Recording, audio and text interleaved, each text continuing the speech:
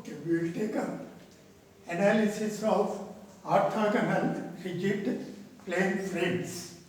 So let us first take a problem straight away. We see the orthogonal rigid plane frame we are considering for the analysis. This is why we call this as orthogonal rigid frame. Means here all the members in the structure, they lie parallel to the coordinate axis chosen, global coordinate axis chosen. Such frames we call it as orthogonal frames. Frame means it is all consists of one-dimensional member. So all these are all one-dimensional members. The structure consists of only line elements, and all these elements lie in single plane. That's why it is called as plane frame structure. And all joints are rigid joints, not pin joints. There are rigid joints, and all members lie in along orthogonal axis. That's why it is called as orthogonal rigid plane frame. So first step, as usual in moment distribution method, this we are solving by moment distribution method. So you have to identify what are the unknown member forces to be determined during analysis, as well as the displacements. Why we have to do displacements? Anyway, in moment distribution method, we are not evaluating any displacement, whereas in slope deflection method, we were determining the displacement first and then member end forces. Here, we are not determining any displacement, but still in first step, we are determining the unknown displacement mainly to ascertain whether the given structure is sway type or non-sway type. Other than that, there is nothing. Just to ascertain whether the given frame is sway type or non-sway type, we have to just examine the unknown displacements at various joints of the given structure. So in this particular structure, as usual, we are selecting the moments at the ends of each member as the unknown. So that is, here there are three members. Moments at the ends of these three members is selected as the unknown. The direction of these forces, member and forces, we take it as in the clockwise direction. These are all the member and moments to be found out in analysis. So this is MAB, this is MBA, this is MBC, this is MCD, this is MBD, this is MDB. All in the clockwise direction only I have taken to start with. So this we are determining. Though shear is also present at the end of each member, shear can be determined outwards. The moment you know the moments by applying the equations of equilibrium. Then unknown displacement, joint displacements. So let us examine. So here at each joint, since it is a plane frame structure, there will be three possible types of displacements. Two translatory type of displacement and one rotation about an axis normal to the plane. So first let us examine at these supports what are the possible displacements. Here this A support, since it is fixed, there is no displacement occurring at that particular support. All these three displacements are zero. Same thing applies even for the joint D. That is also fixed. Since it is fixed, no displacement is possible at this point also, and all these three displacements are zero. Now this support, it is hinged type of support. Here two translatory displacements are zero because it is not allowed to move horizontally or vertically. But at hinged support, rotation is possible. So at this support C, that rotation theta C is allowed. So when once we mark all the types of possible displacements as support, next we will take up the continuous joints of the structure. Here this is continuous joints because more than one member is there at that particular joint. Here let us examine the three possible displacement. Horizontal displacement, it is not possible because at this joint there are two members BA, BC meeting at that joint. So when this joint B, if it is allowed to move either towards left or right, the other ends of these members meeting at the joint should also move, but that movement is zero. Since that is not possible, this horizontal motion is also not possible. Same kind of argument holds good for vertical displacement also. If this vertical displacement, if it is allowed, then since this member PD meeting at the joint B, the other end D also should move bodily because each member, we assume, axially rigid. When one end moves by certain amount, other end also should move by same amount. But since this is not possible, so this also is not at all possible. So both these translations are not possible at B also, but rotation, of course, it is possible. So that is theta B. So unknown displacements are theta B and theta C. These are unknown joint displacements. So since only rotations are possible at the joints and no translation is occurring, this we call it as a non-sway type of frame. So the given frame is non-sway type. So since it is non-sway type, I told you movement distribution has to be done only once, that is non-sway analysis only has to be done. So that is the first step. Identifying the member end forces, identifying the joint displacement.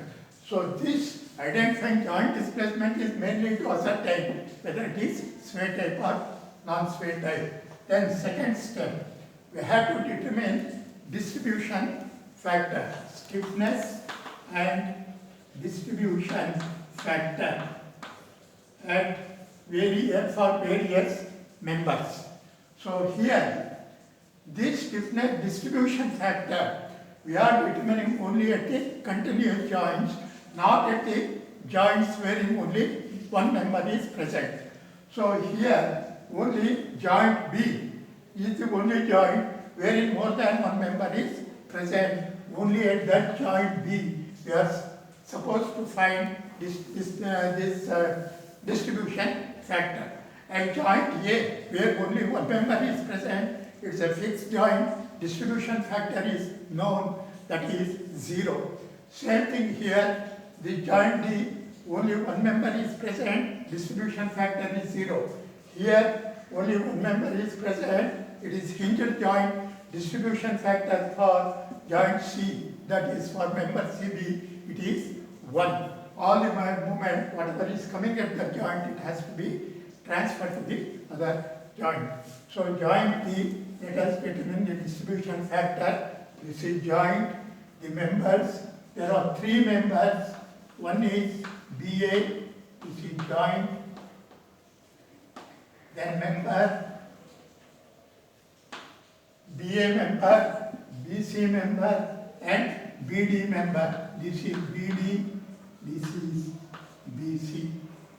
Right? BA is left, BD is down, BC is high. Then stiffness.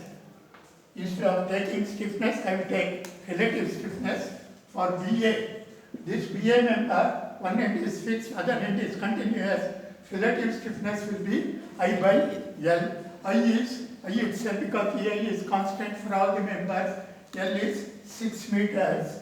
So this is I by 6. And BD, same thing as BA. One end is fixed, other end is continuous. Relative stiffness is I by L, that is also I by 6.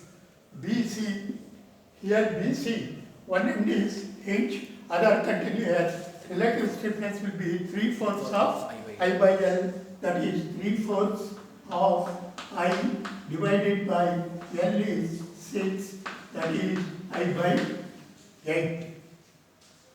So then total stiffness and the joint, that is stiffness of all members meeting at the joint, that is I by 6 plus I by 6 plus I by 8. LCM, if you take 6, 6, 8, it is 24 is the LCM, and here this will be 4, 4, 8 plus 3, it is 11 I by 24 is the sum. Next, you can find distribution factor, which is K by sigma K. For all the 3 members, you can find distribution factor, which is value of K divided by this sigma K. For member BA, distribution factor is I by 6 by 11 I by 24, it is 4 by 11.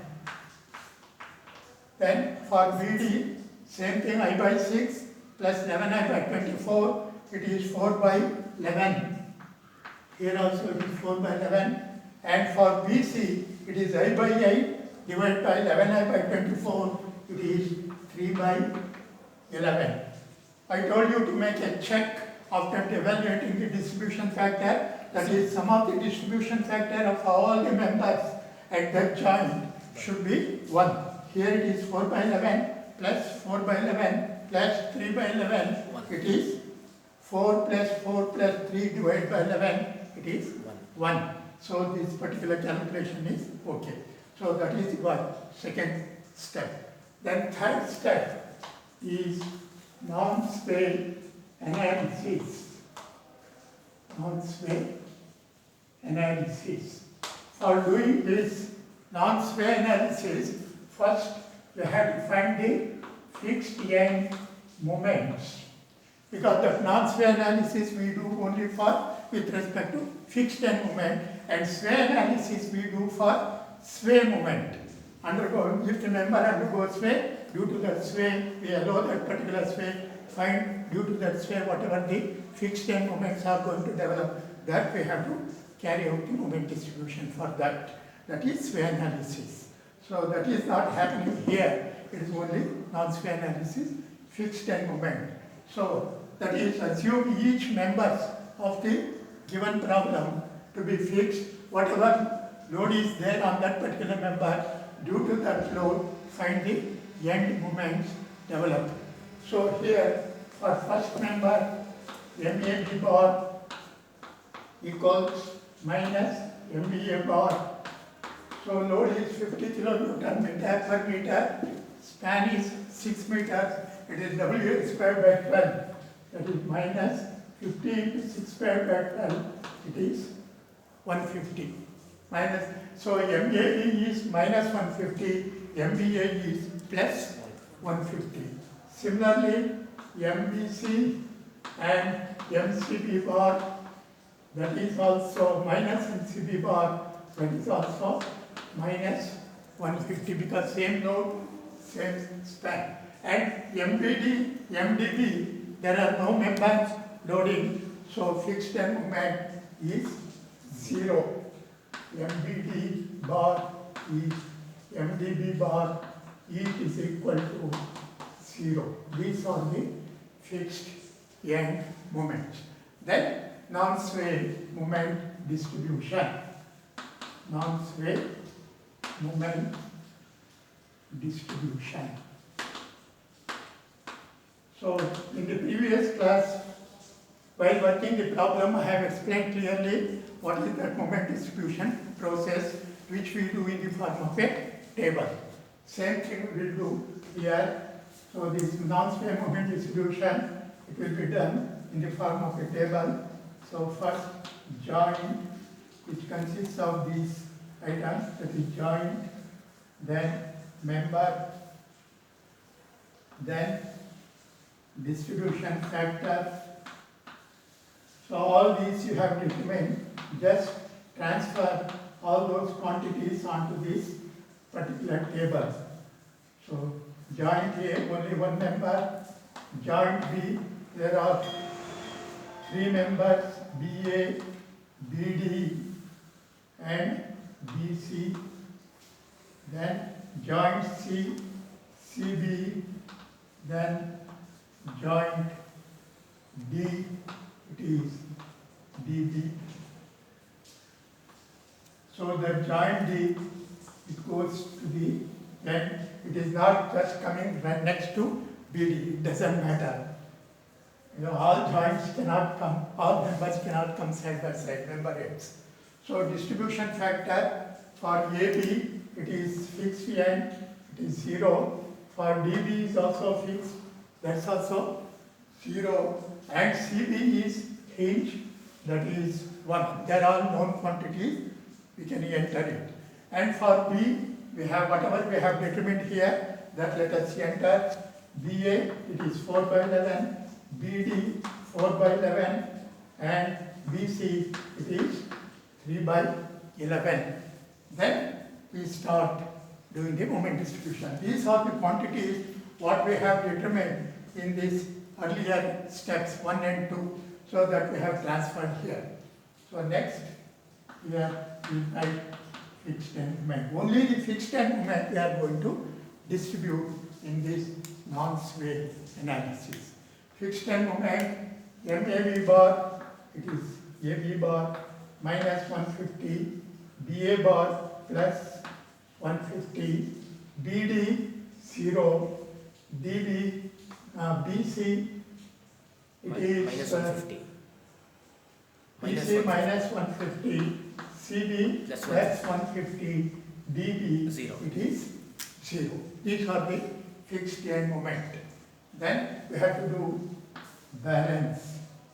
Balance is nothing but the equilibrium condition at each joint. That is, sum of the end moments of all the members should be 0. That's what we are applying. So joint A, gone doing the supplying equilibrium condition joint by joint, starting from A. A, it is minus 150, but it is fixed. At fixed end, there is no question of applying any equilibrium, because we are assuming this, getting this moment by assuming that joint to be fixed. A is already fixed, so there is no question of any error involved there, so no question of doing any balance at that particular joint. Then B. B is not fixed. We have assumed B to be fixed and got this fixed end moment, but it is not fixed, it is continuous joint. So we have to apply equilibrium condition for that. That is, where whatever fixed end moments we got for all these three members at that joint B, that sum should be 0. That is MBA plus MBD plus MBC should be 0. That is 150 plus 0 minus 150, that is 0. Here automatically it is coming 0. So the balance is not there, because automatically equilibrium condition is satisfied.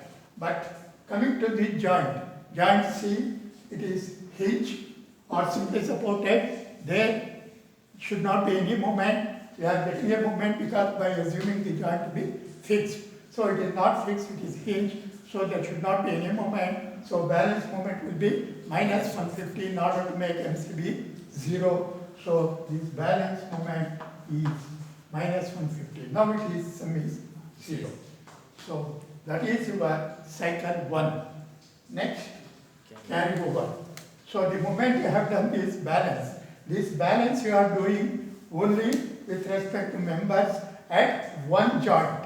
So it will, each member has two joints. This moment has come from one joint, it will have an effect at the other joint. That we call it as the carry over factor. That effect will be half. That while deriving the stiffness 4A by L, when you give a displacement at one end, other end it will be 2A by we have derived. So that's exactly half the quantity will be transferred.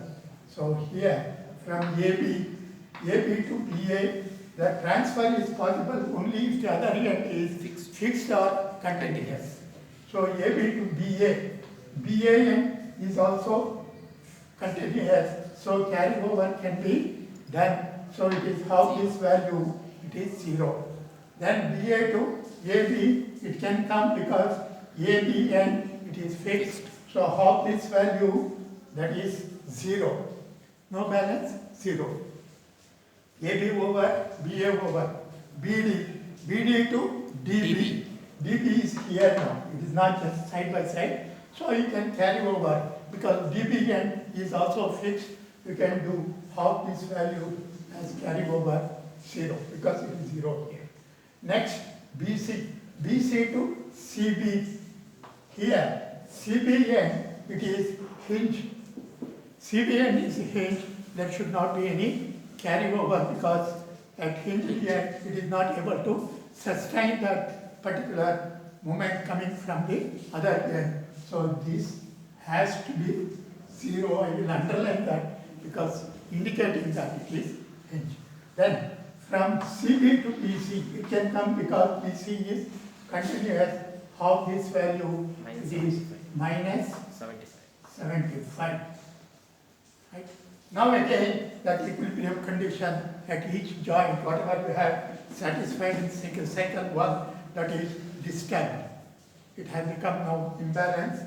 Again, you have to do balance. So you can go on doing it in similar fashion. This is cycle 2. So here, joint A, no balance. Here, MBA 0, MBD 0, and this is minus 75. So sum is minus 75, balance moment will be plus 75. That plus 75 into 4 by 11, I think it is 27.2, sir. 27.3. So this is also 27.3 plus. So this sum minus this, it is 20.4. 20.4. So because this sum is 75, Yes. so total is 0. So here, no balance. Okay. Then carry over from AB to BA, 0. Here to here, it is 9.1. 7. Yes, sir. 27.3. Okay. 13.7. This to BD, 13.7. same 13.7. Then BC to CB, it is 10. cannot go because it is hinge. Here to here, 0. it is 0. And DB to BD, 0. DB is 0. DB, no balance, so it is 0. 0. It's not coming. So, balance, nothing. Here also now, nil. Yes. So, automatically, words stop. So, you can say final non-sway movement. Final non-sway movement. So you add all this. Minus 150 plus 13.7. Minus 136.3. 137 point, 136.3. 136.3. Okay. Minus 136.3. Then 150 plus 27.3. It is 177.3. 3. Here it is just 27.3. 3. Here minus 150 minus 75, that is minus 225 plus 20.4. 4. Minus 204.6. Minus 204.6. 4.6. Now you see this sum. 177.3 plus 27.3 minus 204.6. This has to be 0 automatically because that's what we have satisfied at each and every stage. Here it is 0. 150 minus 150, 0. Here it is 13.7. These are the final non-sway moments. So non-sway analysis is over. So non-sway analysis consists of finding the fixed end moment, then carrying out the moment distribution by satisfying equilibrium condition at each joint. So that you have to do correct. So now this more or less work is over. Then the last step, fourth step, bending moment diagram. So you take that frame as it is here, then at the end of each member you draw arcs like this. Then whatever moment you got here, you transfer onto this diagram. Here, this is MAB, it is minus 136.3, 136 means, minus means it is anti-clockwise, so in that direction I will write the moment. Then BA, it is clockwise because it is positive like this, so this is 177.3. Then this is BC, it is BD is this, it is positive clockwise, so it is 27.3. Then this BC anti-clockwise because it is negative 204.6. Then here it is 0, here it is 13.7 clockwise. So these are the fixed end moments you are marking. Then you plot this and over the superposed free movement diagram you will get the net moment, bending moment diagram. That you can do on the same figure, or you can split each figure separately and do that. That also you can do. Separately you can do it because separately if you do it, it is better. Shear force also can be determined if at all it is asked. Otherwise, if they ask only bending moment diagram, only this much. So you plot this. Here we are plotting on the tension side. This is tension side, that is tight side. It is 136.3. Here it is 177.3. Join that and this. So this is the fixed moment diagram in the member AB. On this, you have to superpose free moment diagram due to that UDL, which is parabolic. It will be like this. I think this is 50 into 6 squared by 8. That is 50 into 36 by 8. I think 225. 225. So this is always negative. This is positive. So if you superpose one over the other, the net diagram, you are going to get this hatched portion, that is minus plus minus. This is net bending moment diagram in AB. Similarly, this BC, you can draw it. BC, here it is 204.6. Because here it is 177.3, here it is 204.6, here it is 0, 0, this is B, this is C. On this, you have to superpose free moment diagram, that is parabolic because UDL, so that's again same thing, 225. So the net diagram is this is positive and this is negative. That is the bending moment diagram in BC. And coming to this vertical member, BD, So here you got 27.3 this side, plus we are plotting on the tension side. Here it is this side, 13.7. You join this and this. That is the fixed moment diagram in the member BD. On this you have to superpose free moment diagram. There is no free moment diagram at all, only this. So here this is positive clockwise, positive. This is also, this is clockwise, this is clockwise. So if it's a reference to the frame, it goes to the other end. You can write it negative. So this is the bending moment diagram for this particular problem. Right? This is called non-sway rigid plane frame, that is orthogonal rigid plane frame analysis. Okay? Next we will take up sway frame. So to break